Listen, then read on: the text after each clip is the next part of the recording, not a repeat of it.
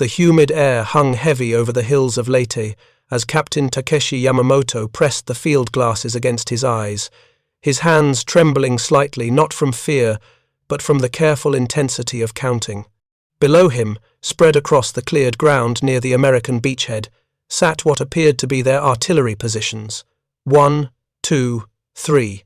He counted methodically, the way he had been trained at the Imperial Army Artillery School in Chiba. 4, 5, 6. The American 105mm howitzers sat in their prepared positions, camouflage netting draped over some, crews moving between them with the casual efficiency of men who believed they owned the ground beneath their feet. Yamamoto continued counting. 7, 8, 9. By the time he lowered his field glasses on that October morning in 1944, he had identified 12 artillery pieces. 12. He wrote the number carefully in his observation log, the pencil making precise marks on damp paper. His training told him exactly what 12 artillery pieces meant, their rate of fire, their ammunition consumption, their likely targeting priorities. He had the data. He had the numbers. He believed he understood what his battalion would face when the Americans inevitably pushed inland from the beach. He had no idea he was counting only what the Americans wanted him to see. If you're enjoying this deep dive into the story, hit the subscribe button and let us know in the comments from where in the world you are watching from today. The mathematics of artillery had been drilled into every Japanese officer who attended the artillery courses at Chiba or the Army War College in Tokyo. By 1944, the Imperial Japanese Army possessed a sophisticated understanding of artillery doctrine, one built on decades of warfare across Asia and refined through hard lessons learned in China, at Nomonhan against the Soviets, and across the Pacific. Japanese artillery officers learned to calculate firing tables, to understand ballistic trajectories, to coordinate fire missions with infantry advances. They studied the German methods, the French techniques, the established principles that governed how many shells a single gun could fire in an hour, how long a gun crew needed to reposition, how much ammunition a single battery consumed in a day of sustained firing. These were not mysteries. These were known quantities, predictable variables in the equation of warfare. Captain Yamamoto had graduated in the top third of his class. He knew that a well-trained howitzer crew could fire perhaps 3 to 4 rounds per minute in sustained operations. He knew that 12 artillery pieces, assuming American crews operated at the efficiency levels reported from other engagements, could deliver perhaps 36 to 48 rounds per minute across their target zone. He knew that ammunition supply limited sustained bombardment, that even the wealthiest army could not simply fire endlessly without consideration for logistics, for the trucks that had to bring shells forward, for the depots that had to be established, for the physical labor of moving explosives from ship to shore to gun. These calculations formed the foundation of his defensive planning. 12 guns meant a finite amount of steel that could be thrown at his positions in any given time frame. It meant his troops could shelter during the bombardment, that they could survive in properly constructed bunkers, that they could emerge when the shelling paused to repel the infantry assault that would inevitably follow. The Japanese Army's artillery arm had built its doctrine around these realities. Throughout the war in China, Japanese artillery had operated under significant logistical constraints. Ammunition was precious.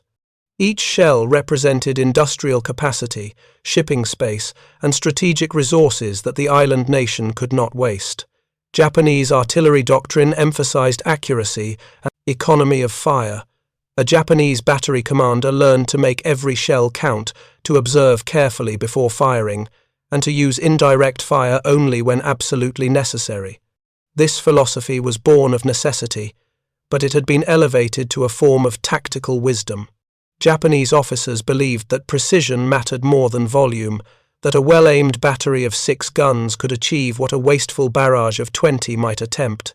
They had witnessed Chinese forces collapse under Japanese artillery fire. They had seen Soviet tanks stopped at Nomonhan. They had defended positions across the Pacific, where their artillery had helped to exact terrible costs from American assaults. What Japanese commanders had not fully comprehended, what perhaps no military force in history had truly prepared for, was the scale of American industrial mobilization and the logistics revolution that followed. By October of 1944, when Captain Yamamoto counted those 12 artillery pieces on Leyte, the United States was producing weapons and ammunition at rates that defied historical precedent. The numbers alone seem almost fictitious, the kind of exaggeration that creeps into post-war mythology, except they are meticulously documented in production records, shipping manifests, and unit-after-action reports. In 1943 alone, American factories produced over 48,000 artillery pieces of various types. That single year's production exceeded the total artillery inventory of most nations at the start of the war. By 1944, American production had reached such a scale that the limitation was no longer manufacturing capacity, but rather shipping and distribution, the ability to physically move the weapons from factory to battlefield. The M2A 1105mm howitzer that formed the backbone of American divisional artillery was produced in extraordinary numbers. By war's end, over 8,500 of these weapons had been manufactured. But the 105 was just one component of an artillery system that ranged from light 75mm pack howitzers that could be disassembled and carried by mules through jungle terrain to massive 155mm guns that could throw a 95-pound shell over 14 miles. American doctrine didn't just rely on having artillery, it relied on having overwhelming quantities of artillery, organized into a coordinated system that could bring devastating concentrations of fire onto any point the infantry or observers designated. A single American infantry division in 1944 typically included 4 battalions of artillery, 3 battalions of 105mm howitzers, with 12 guns each, and 1 battalion of 155mm howitzers, also with 12 guns. That gave a division 48 organic artillery pieces, not counting additional corps-level artillery, naval gunfire support, or air support that could be called upon. But the artillery pieces themselves represented only one part of the equation. The more revolutionary aspect of American artillery power lay in the logistics system that supported it and the fire control doctrine that coordinated it. American artillery consumed ammunition at rates that would have bankrupted most nations. A single 105mm howitzer in sustained fire could exhaust its basic load of 100 rounds in less than an hour. Multiply that across dozens of batteries, across multiple divisions, across an entire theatre of operations, and the numbers became staggering. On Leyte alone, from October through December of 1944, American forces would expend over 3 million artillery rounds. 3 million shells, each one manufactured in American factories, shipped across the Pacific in the holds of Liberty ships and naval transports, unloaded onto beaches, trucked or carried forward to ammunition supply points, broken down to individual batteries, and then fired by crews who had been trained to work with machine-like efficiency. The Japanese had seen American firepower before. At Tarawa, at Saipan, at Guam, defenders had endured bombardments that seemed to transform islands into lunar landscapes. But what they had not fully grasped was that this firepower was not the desperate expenditure of a nation stretching its resources to the breaking point. It was the baseline operational standard of a nation that had transformed itself into the arsenal of democracy. The American supply system in the Pacific operated on a scale unprecedented in the history of warfare. Every artillery shell fired on Leyte had traveled thousands of miles from its point of manufacture. Yet, American logistics officers treated this complexity as a routine problem to be solved with organizational efficiency and surplus capacity. They built forward supply dumps that held hundreds of thousands of rounds. They established maintenance depots where damaged artillery pieces could be repaired or simply replaced with new weapons pulled from seemingly bottomless reserves. They created a system where running out of ammunition was considered a failure of planning, not an inevitable constraint of warfare. Captain Yamamoto, studying his 12 identified artillery pieces, operated within a framework that could not accommodate this reality. His training had taught him to analyze enemy capabilities based on visible assets and known logistical limitations. If the Americans had 12 guns, then they had perhaps 3 batteries of 4 guns each, or 4 batteries of 3 guns. Their ammunition supply would be substantial but finite. Their ability to coordinate fire would be limited by the communication systems linking forward observers to fire direction centers to the guns themselves. His defensive plans, carefully drawn and repeatedly rehearsed with his battalion commanders, accounted for this level of threat. His bunkers were designed to withstand a certain level of bombardment. His troops were positioned to take advantage of terrain that would force American artillery to expend additional ammunition to achieve effective coverage. His reserves were positioned to counterattack when the American barrage lifted, in that critical moment when infantry would be advancing but artillery support would temporarily pause to avoid hitting friendly forces. What Yamamoto could not see from his observation post was the organizational structure that lay behind those 12 visible artillery pieces. American artillery doctrine in 1944 emphasized coordination and massing of fires. The Field Artillery Field Manual, the doctrinal Bible that governed American artillery operations, stressed that the primary advantage of artillery was its ability to concentrate overwhelming firepower on critical points. A single battery of 4 guns was merely a tactical unit. The real power came from coordinating multiple batteries, multiple battalions, multiple divisions of artillery into synchronized fire missions that could blanket an area with steel. The Americans had developed a fire control system that allowed for this coordination with unprecedented speed and precision. The time-on-target technique, refined through years of experimentation and combat experience, represented the culmination of this doctrine. In a traditional artillery barrage, batteries fired when ready, creating a rolling series of impacts as each unit completed its calculations and sent rounds downrange. Defenders could hear the preliminary rounds landing and take cover before the full bombardment arrived. Time on target eliminated this warning. Using carefully calculated firing data, multiple batteries at different ranges would fire at different times, but their rounds would all impact simultaneously. A forward observer would call for fire on a specific target. Fire direction centers would calculate the trajectory, flight time for each participating battery. Guns closer to the target would delay their fire. Guns farther away would fire first. Then, at the designated moment, dozens of shells would arrive at exactly the same instant, giving defenders no warning, no time to take cover, no chance to disperse. The effect was not simply additive, it was psychologically overwhelming, a sudden materialization of destruction that seemed to appear from nowhere. The Americans had also developed a communication system that made such coordination possible. Each artillery battalion had forward observers equipped with radio sets that could reach fire direction centers miles behind the lines. These fire direction centers, staffed by officers trained in the mathematics of ballistic calculation, could plot fire missions in minutes. They maintained constant communication with multiple batteries, tracking their ammunition status, their current targets, their state of readiness. When a fire mission was called, the system could respond with remarkable speed. Within 2 to 3 minutes of a forward observer identifying a target, shells could be landing. If the situation demanded it, the Fire Direction Center could request reinforcement from corps-level artillery, bringing additional battalions into the fire mission.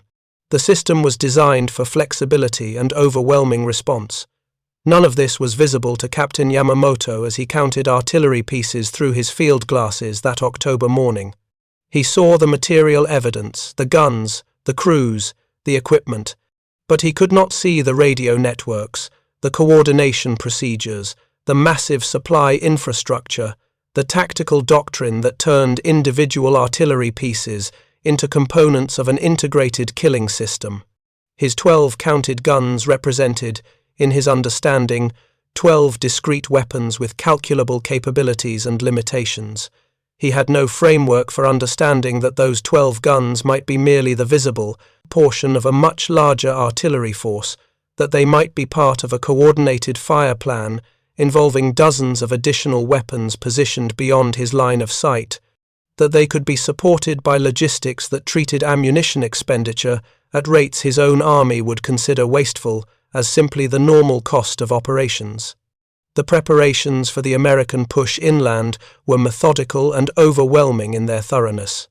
From the beaches at Leyte, American engineering battalions carved roads through terrain that had resisted previous attempts at mechanized warfare.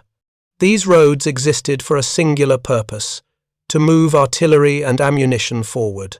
Japanese commanders watching this preparation could see the activity, could observe the convoys of trucks moving supplies, and could identify the new artillery positions being prepared. But the sheer scale of what was being assembled defied their experience-based estimates. The American Sixth Army, under General Walter Kruger, had come ashore with the firepower of multiple corps. Each division brought not just its organic artillery but also relied on corps and army-level artillery that could be shifted to support critical operations. For the Japanese defenders scattered across Leyte's hills and mountains, the approaching American offensive represented an existential challenge. They had prepared defensive positions with the skill born of desperation and experience. They had learned from earlier defeats in the Pacific Campaign. Their bunkers were deeper, their fields of fire more carefully arranged, their positions better camouflaged. They had studied American tactics and believed they understood the pattern: naval bombardment, artillery preparation, air strikes, then infantry assault. They planned to shelter through the bombardment, to emerge when it lifted, to make the Americans pay in blood for every yard of ground. It was a plan based on sound tactical principles and bitter experience. It assumed, however, that the bombardment would be survivable, that there would be positions left to emerge from, that the intensity of fire could not simply erase defensive preparations through the sheer volume of high explosive delivered. The Americans, for their part, approached the inland push with confidence born of industrial superiority. Their artillery commanders knew they possessed advantages their enemy could not match. They had ammunition measured in hundreds of thousands of rounds stockpiled at supply points. They had replacement barrels for guns that would wear out from sustained firing. They had the logistics to move this material forward and the doctrine to employ it with devastating efficiency. The stage was being set for a demonstration of firepower that would shatter Japanese defensive calculations. A moment when the accumulated advantages of American industry, organization, and tactical innovation would be compressed into minutes of overwhelming violence. Captain Yamamoto's count of 12 artillery pieces would prove to be catastrophically wrong, not because his observation skills had failed, but because he was attempting to understand a military force that operated on principles fundamentally different from anything in his experience. The truth waiting to reveal itself was simple and terrible. The Americans had not brought 12 artillery pieces to defeat the Japanese defenders. They had brought an entire industrial nation's capacity to produce, transport, and coordinate firepower on a scale that transformed artillery from a supporting weapon into the primary instrument of destruction.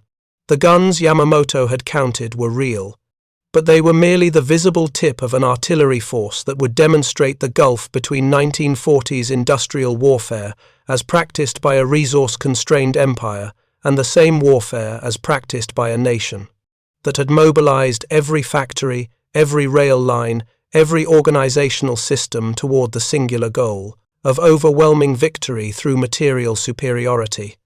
The American artillery system that would soon reveal itself to Captain Yamamoto and his fellow defenders had been years in development, refined through hard lessons learned in North Africa, Sicily, Italy, and across the Pacific. The foundation of this system was not simply the weapons themselves, but the training pipeline that produced the crews who operated them. American artillery soldiers underwent extensive instruction at facilities like Fort Sill in Oklahoma, where the science of indirect fire had been elevated to a precise discipline. These men learned not just to load and fire a howitzer, but to function as components of a larger mechanism. A gun crew of 8 men could, through practiced coordination, achieve firing rates that seemed impossible to observers unfamiliar with American training methods.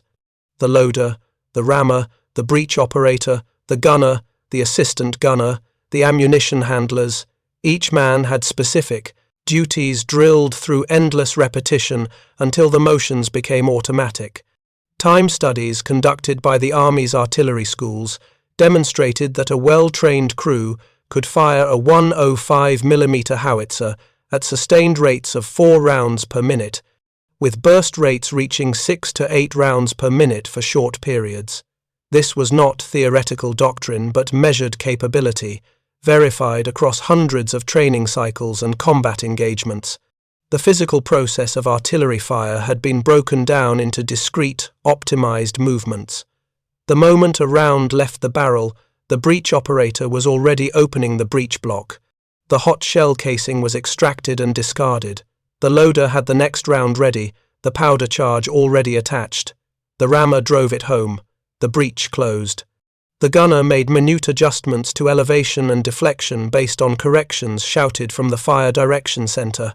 The lanyard was pulled. The gun roared and recoiled. The cycle began again. This crew-level efficiency was multiplied by the organizational structure that coordinated multiple batteries.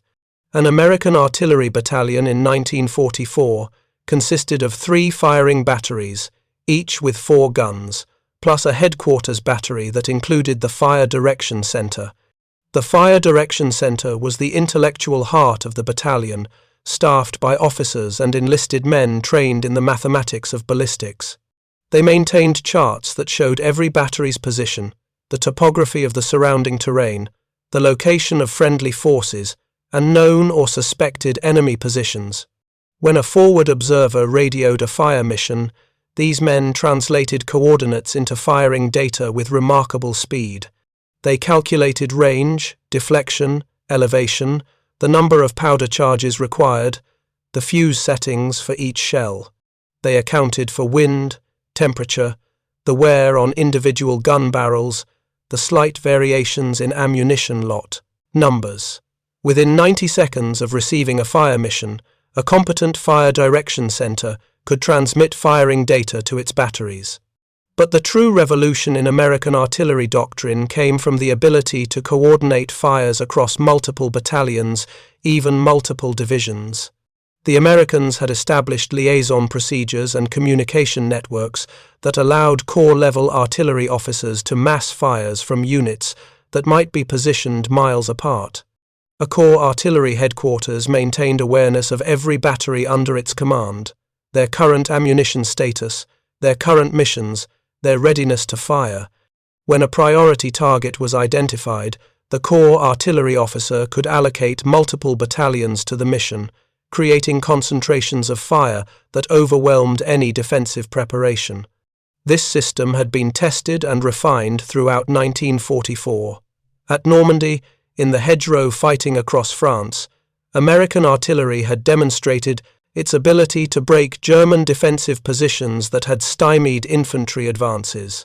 In Italy, American guns had silenced German batteries and destroyed fortified positions on mountain ridges. The doctrine was mature, the procedures were standardized, and the men who operated the system had learned to trust in its overwhelming effectiveness. The ammunition that fed this system existed in quantities that reflected American industrial capacity operating at full mobilization. Each 105mm high-explosive shell weighed 33 pounds. The shell casing, the powder charge, the fuse, the explosive filling, all of this had to be manufactured to precise specifications. American factories produced these shells by the millions. The Lake City Army ammunition plant in Missouri alone could produce hundreds of thousands of artillery shells per month at peak capacity. Similar facilities operated across the United States, their production lines running 24 hours a day. There, workers drawn from populations that had previously never worked in heavy industry. Women operated presses that stamped out shell casings. Teenagers inspected powder charges. Elderly men drove forklifts that moved pallets of finished ammunition to loading docks where trains waited to carry them to ports. From these factories, the shells traveled by rail to coastal facilities. At ports like San Francisco, Seattle, and San Diego, they were loaded into the holds of transport ships for the long voyage across the Pacific. The logistics of this movement were staggering in their complexity. A single Liberty ship could carry several thousand tons of ammunition, but that ammunition had to be properly stored, separated by type, secured against the rolling of ships in heavy seas. Navy loading crews became experts at maximizing cargo space while maintaining safety protocols that prevented the kind of catastrophic explosions that had occasionally devastated ports earlier in the war. The ships traveled in convoy, protected by destroyer escorts against the diminishing but still present threat of Japanese submarines. They arrived at forward bases in the Pacific Espiritu Santo, Guadalcanal, Hollandia, Manus, where they were unloaded, and the ammunition was sorted into forward supply dumps. By October of 1944, this logistics pipeline had reached Leyte. Within days of the initial landings, American supply officers had established ammunition dumps that held hundreds of thousands of rounds within miles of the front lines. These dumps were themselves marvels of organization. Ammunition was sorted by caliber and type: high explosive, white phosphorus, smoke, illumination. Each type was stored in designated areas, marked with signs visible from approaching trucks. Supply sergeants maintained inventory logs that tracked every shell, every powder charge, every fuse. When a battalion needed resupply, trucks would arrive at the dump, loading crews would fill the trucks, according to specific requests, and the ammunition would be delivered forward to battery positions. The entire system was designed to ensure that artillery units never went silent for lack of shells. Running out of ammunition was considered an unacceptable failure of logistics, a breakdown that reflected poorly on every level of the supply chain. The Japanese, observing American operations from their defensive positions, could see some of this activity. They could watch trucks moving along newly constructed roads. They could observe supply dumps being established, though they might not grasp the full scale of what was being accumulated. They could identify new artillery positions being prepared, though distinguishing between decoy positions and actual battery locations was often impossible. What they could not see was the coordination happening behind the visible activity, the fire planning conferences, where artillery officers studied maps and designated targets, the communications, networks being established, the forward observer teams moving into positions where they would have clear lines of sight to Japanese defensive positions. The machinery of American artillery was preparing for a demonstration of firepower that would serve both tactical and psychological purposes. Tactically, the bombardment would destroy Japanese defensive positions, eliminate strong points, disrupt communications, and kill defenders. Psychologically, it would demonstrate the futility of resistance against an enemy that could call down this level of destruction seemingly at will.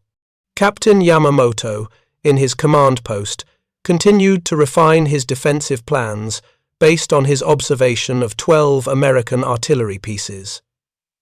His battalion held a ridgeline that overlooked the American advance route. The position was well chosen according to Japanese defensive doctrine. His troops occupied bunkers built from logs and earth, reinforced where possible with concrete scavenged from pre-war Philippine construction. These bunkers were designed to withstand direct hits from artillery shells, their roofs thick enough to detonate shells before they could penetrate to the interior. Machine gun positions covered the approaches. Mortar teams were registered on likely American assembly areas. Yamamoto had positioned his troops with care, ensuring they could support each other, that they had fallback positions if the initial line was breached. He had stockpiled ammunition, rationing it carefully among his positions. His men had dug communication trenches linking the bunkers, allowing movement between positions without exposure to artillery fire. It was a competent, defensive arrangement, the product of professional military training and bitter experience. On the morning of November 2nd, 1944, Yamamoto received reports that American forces were preparing for a major push. Observers reported increased activity at American forward positions. Artillery pieces that had been silent were now being prepared for firing. Trucks were delivering additional ammunition. American infantry was moving into assault positions. Yamamoto ordered his troops to battle stations. Men filed into the bunkers, taking positions at machine guns and rifle ports. They settled in to wait, knowing from experience that the American attack would begin with artillery. The question was intensity and duration. How long would they have to endure the bombardment before the American infantry advanced? Based on Yamamoto's calculation of 12 American artillery pieces, the bombardment would be significant but survivable. His bunkers would protect his men. When the shelling stopped, they would emerge and engage the advancing infantry with the devastating fire that had cost Americans dearly at other defensive positions across the Pacific. At American fire direction centers, artillery officers were completing their final preparations for a time-on-target mission that would demonstrate the full capability of massed artillery fire. The target was the ridgeline held by Yamamoto's battalion. Forward observers had spent days carefully mapping Japanese positions, identifying bunkers, plotting coordinates for machine gun nests, marking mortar positions. This information had been collated at Corps Artillery Headquarters, where officers had planned a fire mission that would involve not just the 12 guns Yamamoto had observed, but 5 full battalions of artillery, 60 guns total, including both 105mm howitzers and heavier 155mm pieces. The mission was designated as a time-on-target strike, meaning that all 60 guns would fire such that their rounds impacted simultaneously, giving the defenders no warning before the entire weight of steel arrived at once. If you find this story engaging, please take a moment to subscribe and enable notifications. It helps us continue producing in-depth content like this. The calculations required for a time-on-target mission were complex, but by this stage of the war, routine for trained American artillery officers. Each battery's fire direction center calculated the flight time for their shells to reach the target. Batteries positioned closer to the target had longer flight times at similar charges, so they would fire last. Batteries farther away would fire first. The Corps Artillery Headquarters designated a time on target, the exact moment when all shells should impact. Working backward from that time, each battery calculated when they needed to fire. The synchronization required accurate clocks at every battery position. American artillery units used synchronized watches, checked and rechecked, to ensure accuracy down to the second. The fire mission was planned for 0800 hours, 8 o'clock in the morning. At 0757, the most distant batteries would fire. At 0758, batteries at intermediate ranges would fire. At 0759, the closest batteries would fire. At 0800 precisely, 240 shells, 4 rounds from each of 60 guns, would impact Yamamoto's ridgeline simultaneously. The night before the attack, artillery crews made their final preparations. Powder charges were arranged beside each gun. Shells were fused and stacked in ready positions. Gun crews reviewed their firing data, checking and rechecking the calculations. Each gun would fire 4 rounds in time on target mode, then continue with fire for effect missions as called by forward observers. Ammunition handlers prepared additional rounds, knowing that after the initial time on target strike, the batteries would likely fire hundreds of additional rounds throughout the day. Battery commanders walked their gun lines, inspecting each piece, ensuring that aiming stakes were properly positioned, that communications with the fire direction center were functioning, that each crew understood the mission. It was professional, methodical work, the product of a military system that had industrialized warfare to an unprecedented degree. Captain Yamamoto spent that same night visiting his forward positions, encouraging his troops, reminding them of their duty to the Emperor and to Japan. He knew the Americans would attack at dawn. They nearly always did. He told his men to shelter during the bombardment, to wait for the shelling to lift, then to take their positions and fire on the advancing infantry. He believed his defensive plan was sound. He believed his men would fight well. He believed the bunkers would protect them through artillery preparation. He had no reason to believe otherwise. His entire military education, his years of experience, his observation of the enemy, all of it, pointed to a battle that would be difficult but survivable. 12 American artillery pieces could not destroy his position. They could harass it, damage some bunkers, and kill some men. But his battalion would endure, would fight, would make the Americans pay. As dawn broke on November 2nd, the humid air carried the usual sounds of a wartime morning, distant vehicle engines, the occasional burst of rifle fire from nervous sentries, the background noise of an army preparing for battle. Japanese soldiers in their bunkers peered through firing ports, watching the American lines for signs of movement. Some ate cold rice from their rations. Others smoked, the cigarettes harsh and rationed. They waited with the patience of soldiers who had learned that warfare consisted largely of waiting, punctuated by moments of terror. At American artillery positions, gun crews stood ready. Officers held watches, eyes fixed on the second hands sweeping toward 0757. 5 batteries were positioned beyond Yamamoto's visual range, their presence unknown to Japanese observers. The guns sat at precise angles, elevations set, deflections calculated. Powder charges were loaded. Shells sat in breeches. Lanyards were taut in gunners' hands. At 07:57 and 30 seconds, an artillery captain at the farthest battery position raised his hand, watched his chronometer tick toward the designated moment, then brought his hand down sharply. "Fire!" The lanyard was pulled. The 155mm gun roared, the massive barrel recoiling in its cradle, the shell already arcing upward on its journey. Before the sound of that first shot had faded, the crew was reloading. 3 seconds later, they fired again. 4 times the gun fired, each round beginning its trajectory toward the coordinates that marked Yamamoto's command post. Across the American artillery positions, battery after battery took up the fire mission. At 07:58, intermediate batteries fired. The sound built like thunder, dozens of guns firing in sequence, each crew working with mechanical precision to load, fire, load, fire. The noise was overwhelming, continuous, a roar that seemed to come from the earth itself. At 07:59, the closest batteries joined. 60 guns were now in action, their crews working with furious intensity, shells arcing upward, tracking across the sky toward a target 2 miles away. In his bunker, Captain Yamamoto heard the first rumble of distant artillery fire and felt a moment of satisfaction. The bombardment was beginning, exactly as he had predicted. He shouted orders for his men to take cover, to move away from firing ports, to hunker down in the deepest parts of the bunkers.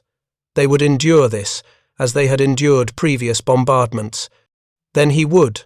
The world ended in an instant of overwhelming violence that defied description. 240 shells, ranging from 33-pound 105mm rounds to 95-pound 155mm projectiles, impacted across a 400-yard section of ridgeline at exactly 0800 hours. There was no warning, no preliminary rounds, no gradual increase in intensity. One moment there was a ridgeline with trees, vegetation, visible bunkers, and defending troops. The next moment there was a roiling hell of fire, smoke, and steel fragments. The sound was beyond hearing. It was a physical pressure that crushed eardrums, that seemed to stop hearts, that paralyzed thought. The ground itself heaved and buckled under the impact. Bunkers that had been designed to withstand artillery strikes simply ceased to exist, obliterated by the concentration of high explosive. Trees were sheared off at ground level or uprooted entirely. Earth fountained upward in massive geysers of dirt and rock. Shells detonated on contact with the ground. their fragments radiating outward at supersonic speeds. Other shells, fused for airburst, detonated above the ground, showering everything below with steel splinters. The few Japanese soldiers who survived those first 4 seconds of simultaneous impact, men who happened to be in the deepest bunkers or who were positioned in dead ground, untouched by the initial strike, found themselves in a hell that continued without pause. American gun crews, having completed their time-on-target mission, immediately shifted to fire-for-effect missions. Forward observers, watching through binoculars, called corrections. The batteries fired continuously. Shells rained down on the ridge in a steel storm that seemed to have no end.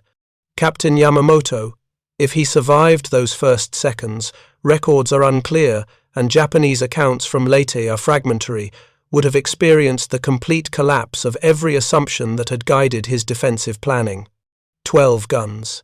He had counted 12 guns, but the fire falling on his position could not possibly come from 12 guns.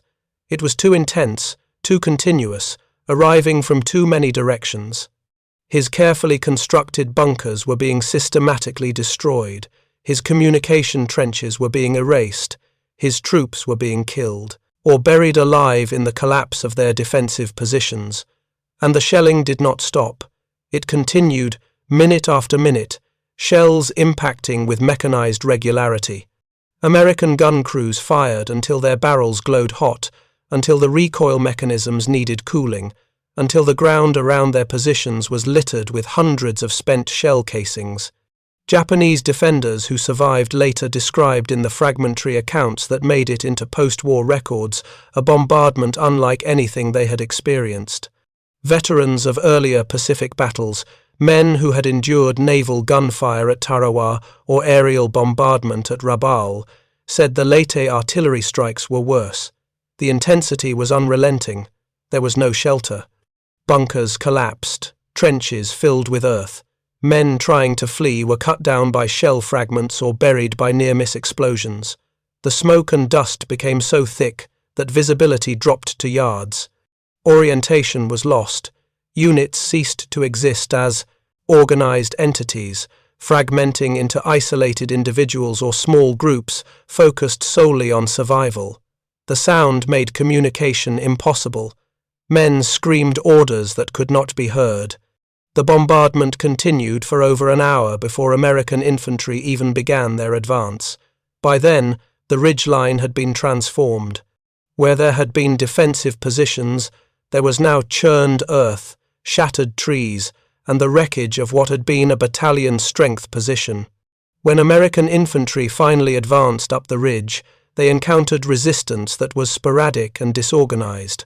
Some Japanese soldiers, trapped in collapsed bunkers, fought with desperate courage. Others, concussed and deafened by the bombardment, offered only token resistance before being killed or captured. The ridge that Yamamoto had prepared to defend for days fell in hours. The artillery had not simply supported the infantry attack, it had essentially won the battle before the infantry ever came into contact with the enemy. Forward observers who had called the initial fire mission reported back to artillery headquarters that the time-on-target strike had been devastatingly effective. Battery commanders noted the success in their after-action reports. The technique would be used again and again as American forces pushed inland across Leyte. The survivors of Yamamoto's battalion, and there were pitifully few, stumbled back through the hills of Leyte, carrying stories that their fellow soldiers initially struggled to believe. The numbers they reported seemed impossible. 60 guns, perhaps more, firing continuously for over an hour. The mathematics alone seemed fantastical to Japanese officers trained in the economy of artillery fire. Yet the physical evidence was undeniable. The ridge that had held a battalion-strength position had been effectively erased as a tactical feature. American forces had taken it with minimal casualties. The pattern would repeat itself across Leyte, throughout November and December of 1944, as American artillery demonstrated again and again that Japanese defensive calculations were based on assumptions that no longer applied. The Japanese army on Leyte, under the command of General Tomoyuki Yamashita, had approximately 70,000 troops committed to the island's defense.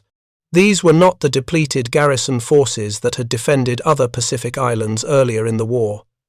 Many units were composed of veterans from the China campaigns, experienced soldiers who understood defensive warfare. They had prepared positions throughout Leyte's interior, taking advantage of the mountainous terrain that should have negated much of the American advantage in mobility and mechanization. Japanese defensive doctrine for Leyte emphasized a war of attrition, forcing Americans to fight for every ridge, every valley, every fortified position. The goal was not necessarily to win by late 1944.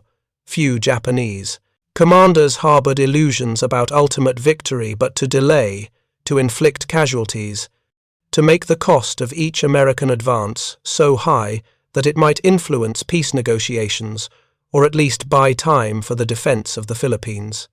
This strategy required that defensive positions be able to withstand the preliminary bombardments that preceded American attacks. Japanese engineers had learned from earlier battles. They built deeper bunkers. They positioned forces in reverse slope defenses, where American artillery would have difficulty achieving direct fire. They dispersed their troops to minimize the effectiveness of area bombardment. These were sound tactical adaptations, the product of professional military analysis. What they could not adapt to was the sheer scale of American artillery support. A Japanese defensive position designed to withstand bombardment from a battery of 4 guns found itself targeted by 10 or 12 batteries. Positions that should have required days of sustained shelling to reduce were obliterated in hours. The mathematics of survival changed when the enemy could throw not hundreds but thousands of shells at a single target without apparent concern for ammunition expenditure. American artillery operations on Leyte were documented with the meticulous record-keeping that characterized U.S. military administration. Daily artillery expenditure reports tracked rounds fired by caliber and type. The numbers tell a story of industrial warfare at a scale unprecedented in the Pacific theater.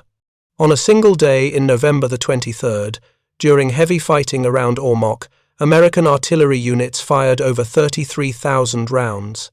33,000 shells in 24 hours, an average of nearly 1,400 rounds per hour, sustained across multiple divisions and corps-level artillery.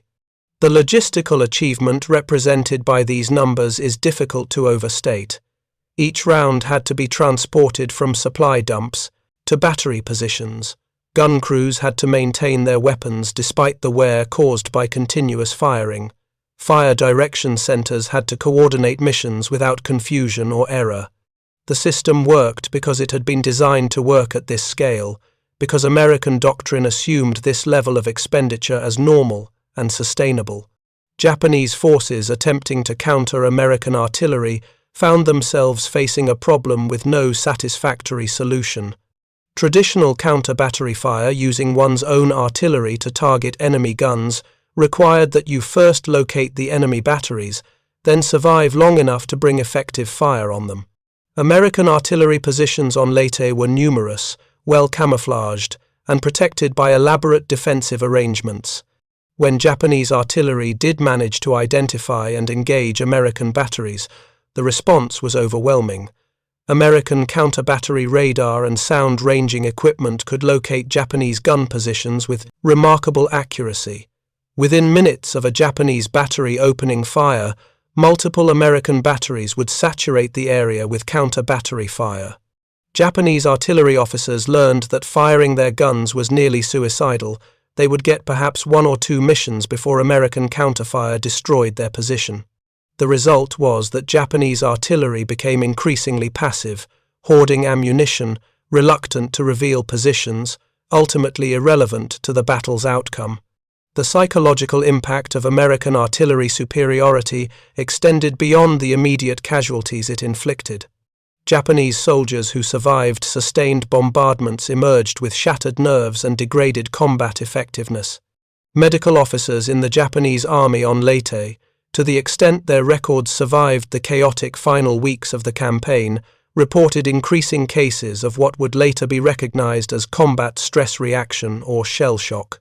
Men who had fought effectively in China or earlier Pacific battles became unreliable after enduring American artillery. They flinched at distant sounds. They refused to leave deep shelters. Some simply broke down, unable to function as soldiers. This was not cowardice in any meaningful sense. It was the predictable result of exposing human nervous systems to levels of sustained violence they were not evolved to process. The American soldiers who operated this artillery system experienced the war very differently from their Japanese counterparts. For American gun crews, the work was physically demanding but relatively safe. Artillery positions were typically miles behind the front lines, protected by infantry and often positioned where Japanese counter-battery fire was unlikely to reach. The routine of loading, firing, reloading became mechanical. Crews fired until their arms ached, until the noise left them temporarily deaf, until the heat from the gun barrels made the air shimmer.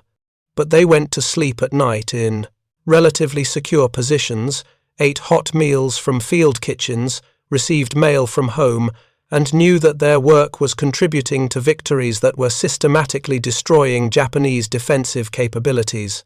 The contrast with Japanese soldiers hungry, isolated, subjected to constant bombardment, watching their positions collapse around them could not have been more stark. American commanders understood the psychological as well as the tactical value of their artillery advantage. General Douglas MacArthur, commanding U.S. forces in the Southwest Pacific, was famously profligate in his use of artillery and air support. His doctrine emphasized overwhelming firepower as a means of minimizing American casualties. Better to expend shells than soldiers, better to destroy Japanese positions from a distance than to assault them directly. This approach was enabled by American industrial capacity and by a logistics system that could sustain it. MacArthur's staff officers planned operations around the assumption of unlimited artillery support. Infantry commanders expected and received massive fire support for their attacks. The psychological effect on American troops was significant. They advanced with the confidence that came from knowing that artillery could be called within minutes to destroy any resistance they encountered. The artillery expenditure on Leyte totaled over 3 million rounds by the time organized Japanese resistance collapsed in late December of 1944. 3 million shells, transported across the Pacific, stored in forward dumps, distributed to batteries, and fired at Japanese positions. To put this in perspective, the entire Japanese military army and navy combined produced approximately 4 million artillery shells of all calibers in all of 1944. The Americans had fired nearly that many rounds in a single campaign on a single island in less than 3 months. The disparity was not merely quantitative, but qualitative. American shells were more reliable, their fuses more consistent, their explosive fillings more effective. American fire control was more accurate, their coordination more sophisticated, their ability to mass fires superior in every measurable dimension. Japanese military analysis of the Leyte campaign, conducted by surviving staff officers after the war, acknowledged the fundamental miscalculation that had shaped their defensive planning. They had understood that America possessed industrial advantages.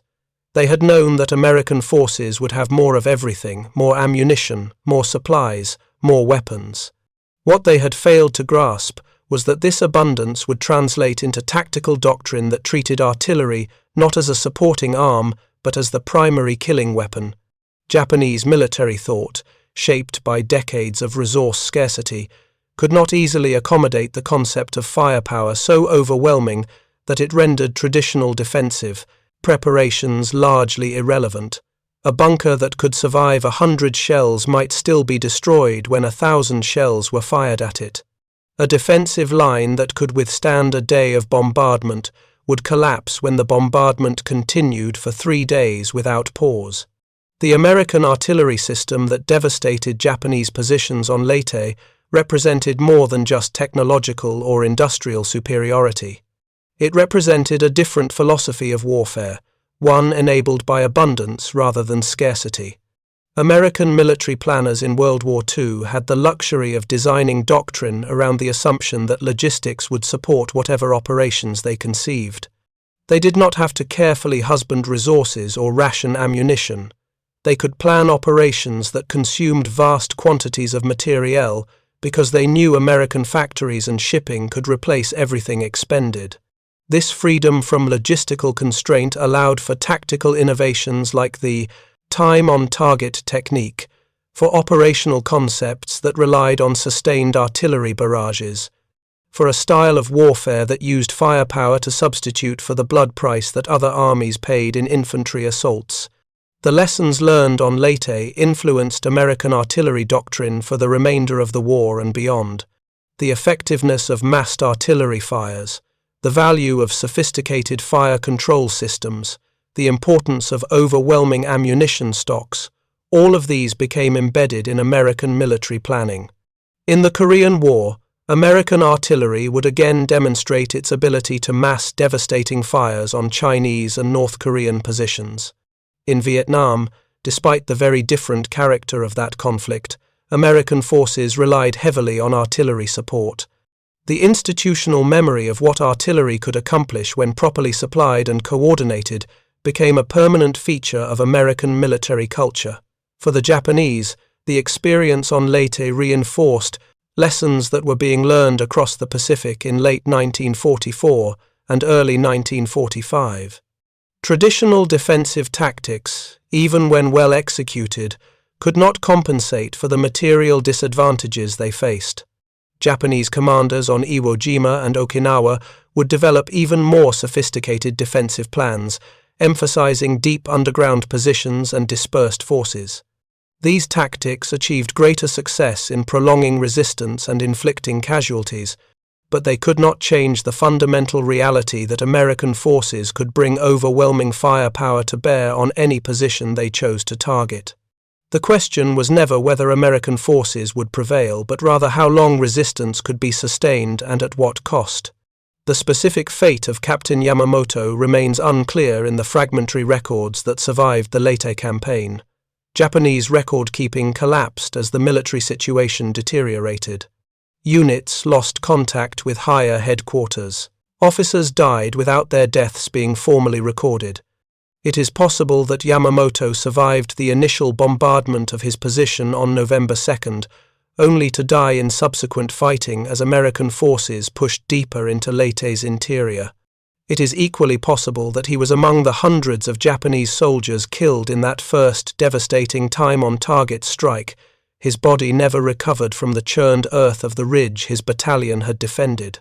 What is certain is that his careful count of 12 American artillery pieces, a count that was accurate based on what he could observe, represented a fundamental misunderstanding of the force arrayed against him. The 12 guns Yamamoto counted were real. They existed. They were positioned where Japanese observers could see them, but they were a fraction of the artillery force supporting American operations in that sector. The other 48 guns were positioned beyond the ridgelines, in valleys, behind hills, in locations selected to provide overlapping fields of fire while remaining invisible to Japanese observers. This was not deception. In the traditional sense, the Americans had not created elaborate dummy positions or attempted to mislead Japanese intelligence. They had simply deployed their artillery according to sound tactical principles, positioning guns where they could fire effectively while remaining protected from observation and counter-battery fire. The result was that Japanese defenders, using rational observation and analysis, consistently underestimated the artillery force they would face. This pattern of underestimation extended beyond individual engagements to strategic calculations about the war's trajectory. Japanese military planners in late 1944 understood that they were losing. They knew American forces would eventually retake the Philippines, would advance toward the Japanese home islands, and would bring the war to Japan itself. But they consistently underestimated how quickly this would happen and how overwhelming the material advantages would be. They planned for campaigns that would take months, believing their troops could fight effective delaying actions. American firepower compressed these timelines, turning campaigns that should have lasted months into weeks, battles that should have taken weeks into days. The strategic implications were profound. Every month of 1944 and 1945 that passed saw Japanese defensive capabilities degraded faster than new positions could be prepared or reinforced. The industrial and logistical foundation that supported American artillery operations on Leyte extended back to factories in the United States, where workers, many of them women who had never worked in manufacturing before the war, operated. The machinery that produced shells, powder charges, fuses, and components. It extended to the mining operations that extracted copper, lead, and other metals required for shell production. It included the chemical plants that produced explosives, the transportation networks that moved materials from mines to factories to ports, the shipyards that built the vessels that carried ammunition across the Pacific. Every shell that fell on Leyte represented thousands of individual contributions from people who would never see the battlefield, who might never fully understand how their work translated into combat effectiveness. This was total war in its most complete sense, not just armies fighting, but entire national economies mobilized toward military production. The human cost of the Leyte campaign was steep on both sides, though asymmetrically distributed. American forces suffered approximately 3,500 killed and 12,000 wounded during the campaign. These were significant casualties, representing the blood price of pushing across difficult terrain against determined resistance, but Japanese losses were catastrophic. Of the approximately 70,000 Japanese troops committed to Leyte's defense, fewer than 1,000 survived to be captured or to evacuate to other islands. The rest died, killed by artillery, airstrikes, naval gunfire, small arms fire, disease and starvation as their supply lines collapsed. The artillery that had dominated the tactical battlefield also served strategic purposes. It destroyed Japanese logistics, interrupted supply routes, and made the reinforcement or evacuation of Japanese forces nearly impossible. The story of Captain Yamamoto counting 12 artillery pieces and then facing 60 speaks to something larger than a single tactical surprise. It illustrates the collision between two military systems built on fundamentally different assumptions about resources, logistics, and the nature of modern warfare. The Japanese military of 1944 was fighting a war constrained by scarcity, limited oil, limited raw materials, limited industrial capacity, limited shipping. Every shell fired represented resources that could not easily be replaced. Japanese doctrine had evolved around these constraints, emphasizing precision and economy. The American military operated under entirely different conditions: abundance bordering on excess, industrial capacity that dwarfed requirements, logistics that could support seemingly wasteful expenditure because more supplies were always available. The clash between these systems was not primarily about tactics or training or courage, though all these factors mattered, but about the fundamental impossibility of matching an enemy who could afford to throw overwhelming material force at every objective. In the decades since World War II, military historians and analysts have studied the artillery operations on Leyte and throughout the Pacific Campaign as examples of how industrial capacity translates into battlefield effectiveness. The lessons extend beyond artillery to every aspect of modern warfare. Logistics matters. Industrial production matters. The ability to sustain operations over time, to replace losses, to continuously feed the front lines with ammunition and supplies, these capabilities determine outcomes as much as tactical brilliance or strategic vision.